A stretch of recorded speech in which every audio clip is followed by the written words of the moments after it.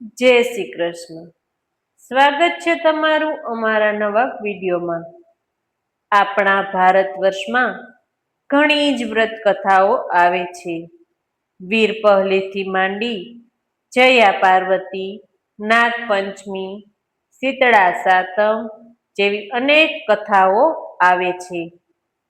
અને આ એક એક વ્રતની પાછળ કથાઓ પડી છે. અને આપણા જીવનમાં એની ઘણી જ પ્રેરણાઓ મળે છે.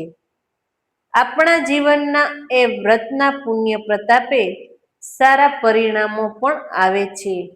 એવી જ આ શીતળા માતાની વાર્તાનો આજે આપણે વાત કરશું. શ્રાવણ વદ સાતમના દિવસે સૌભાગ્યવતી સ્ત્રીઓ આ વ્રત કરે છે. વ્રત કરનાર સ્ત્રી સવારે વહેલા ઉઠી ઠંડા પાણીથી નાઈ આખો દિવસ ટાઢું ખાય છે. આ દિવસે ચૂલો સળગાવવાનો નથી હોતો. ઘીનો દીવો કરી શીતળા માતાની વાર્તા કરવાની. આ વ્રત કરવાથી ધન ધાન્ય, સંતાન અને સૌભાગ્ય પ્રાપ્ત થાય છે. તો ચાલો હવે આપણે જોશું શીતળા માની વાર્તાઓ. બોલો શીતળા માની જય. એક ગામમાં દેરાણી જેઠાણી અને તેના સાસુ સાથે રહેતા હતા. બંને વહુને ઘરે દેવના દીધેલા એક એક દીકરા હતા. મોટી વહુ તો ખૂબ જ ઈર્ષાળુ હતી, જ્યારે નાની વહુ બહુ જ ભલી, ભોળી અને પ્રેમાળ હતી. એક વખત શ્રાવણ માસમાં રાંધણ છઠનો દિવસ આવ્યો. સાસુએ નાની વહુને રાંધવા બેસાડી. નાની વહુ તો મધરાત સુધી રાંધતી રહી. એટલામાં ઘોડિયામાં સૂતેલો બાળક રડવા માંડ્યું. આથી બધું જ કામ પડતું મૂકીને નાની વહુ દીકરાને લઈને જરા આડે પડખે થઈ અને થાકના કારણે જ જોત જોતામાં નાની વહુને ઊંઘ આવી જાય છે. ચૂલો સળગતો હતો. મધરાત પછી શીતળામાં ફરવા નીકળ્યા. તેઓ ફરતા ફરતા નાની વહુના ઘરે આવ્યા ને ચૂલામાં આળોટવા લાગ્યા. પણ આ શું? શીતળા માના શરીરે ઠંડક લાગવાને બદલે લાય લાગવા લાગી. તેઓ આખા શરીરે દાઝી ગયા. આથી તેણે નાની વહુને શ્રાપ આપ્યો કે જેવું મારું શરીર બળ્યું એવું તારું પેટ બળજો. સવારે ઉઠીને વહુ જોવે છે તો ચૂલો સળગતો હતો અને પડખામાં સૂતેલો બાળક એ મૃત હતો. તેનું આખું શરીર દાઝી ગયું હતું. નાની વહુ તો રડવા લાગી. તેને ખ્યાલ આવી ગયો કે જરૂર શીતળા માતાએ શ્રાપ આપ્યો છે. તે રડતી રડતી સાસુમા પાસે ગઈ અને બધી જ વાત કરી. સાસુમાએ સાંત્વના આપતા કહ્યું કે શીતળા માતા પાસે જઈ પ્રાર્થના કર, બધું જ સારું થઈ જશે. બાળકને ટોપલામાં નાખી નાની વહુ તો નીકળી પડી. રસ્તામાં બે તલાવડી તેણે જોઈ. બંને તલાવડી પાણીથી છલોછલ હતી, પણ તેનું પાણી કોઈ પીતું ન હતું. જે કોઈ પણ એ પાણી પીવે તો તે મૃત્યુ પામતું હતું. નાની વહુને જોઈ તલાવડીઓ બોલે છે કે બહેન, તું ક્યાં જાય છે? ત્યારે નાની વહુ કહે છે કે હું શીતળા માતા પાસે સાપના નિવારણ માટે જાઉં છું. તલાવડીઓએ કહ્યું કે બહેન, અમે એવા તે કેવા પાપ કર્યા હશે કે કોઈ અમારું પાણી જ પીતું નથી અને પાણી પીતા જ તે મૃત્યુ પામે છે. અમારા આ શ્રાપનું નિવારણ પૂછતા આવજો. નાની વહુ ત્યાંથી આગળ વધી. રસ્તામાં તેને બે આખલા મળ્યા. તેમની ડોકમાં ઘંટીના પળ લટકતા હતા અને બંને લડતા હતા. નાની વહુને જોઈ બંને આખલાઓ પૂછવા લાગ્યા કે બહેન, તું ક્યાં જાય છે? ત્યારે નાની વહુ જવાબ આપે છે કે હું તો મારા શ્રાપનું નિવારણ કરવા જાઉં છું. આખલાઓએ કહે છે કે અમે એવા તે શું પાપ કર્યા હશે કે અમે સદાયને માટે લડતા જ રહીએ છીએ. તું અમારા શ્રાપનું નિવારણ પૂછતી આવજે.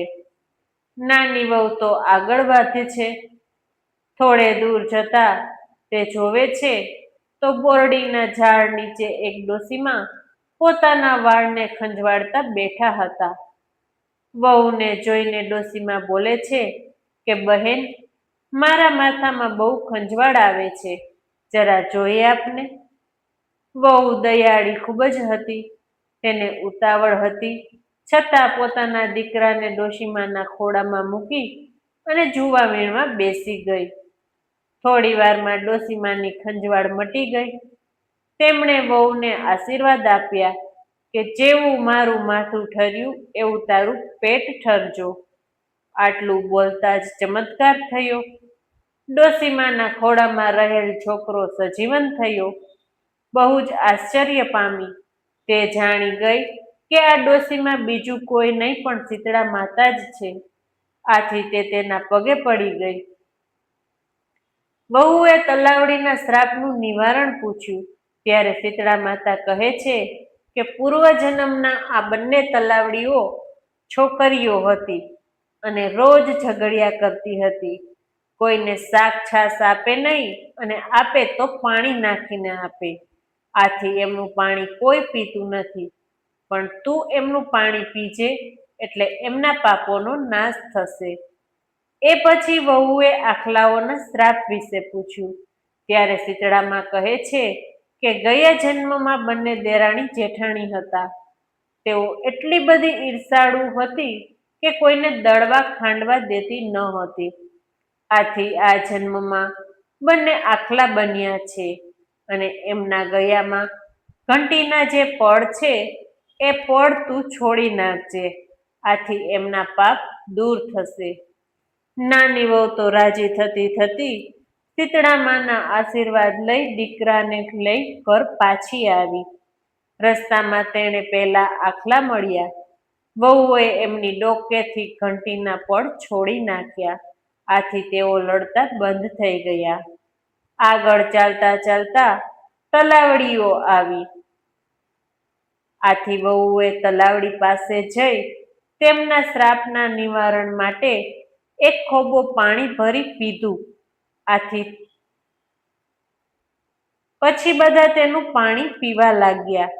ઘરે આવી તેણે સાસુમાને બધી જ વાત કરી. આથી તેમની જેઠાણીને ઈર્ષા થઈ. બીજા શ્રાવણ માસમાં રાંધણછઠ આવી ત્યારે જેઠાણીને થયું કે હું પણ દેરાણી જેવું જ કરું. આથી મને શીતળા માતા દર્શન આપશે. તે રાત્રે ચૂલો સળગતો રાખી સૂઈ ગઈ. મધરાત થતાં જ શીતળામાં ફરતા ફરતા મોટી વહુના ઘરે આવ્યા અને ચૂલામાં આળોટવા લાગ્યા. આથી તેનું શરીર દાઝી ગયું. તેમણે શ્રાપ આપ્યો કે જેવું મારું શરીર બળ્યું તેવું એનું પેટ બળજો. સવારે ઉઠીને જેઠાણી જોવે છે તો ઘોડિયામાં તેમનો દીકરો મૃત્યુ પામ્યો હતો. આ બનાવમાં દુઃખી થવાને બદલે જેઠાણી તો ઉલટાની ખુશ થાય છે અને તે પણ દેરાણીની જેમ છોકરાને ટોપલામાં નાખી ચાલી નીકળે છે.